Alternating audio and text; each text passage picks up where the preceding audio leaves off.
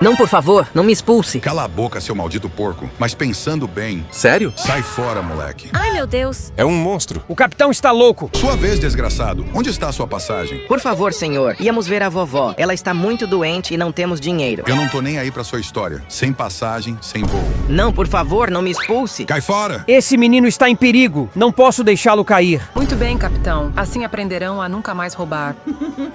Ajuda! Por favor, deixa seu like e inscreva-se para me salvar. Eu vou te salvar, Chaves. Não se preocupe. Aguenta, pequenino. Já vou. Mas que idiota você é. Ladrões não merecem viver. Já te peguei, pequenino. Você vai ficar bem. Polícia, temos uma emergência. Venham ao aeroporto rápido. Todas as unidades para o aeroporto central. A partir de agora, ficarão presos pelo resto da vida. Deixe seu like para saber onde meu irmãozinho caiu.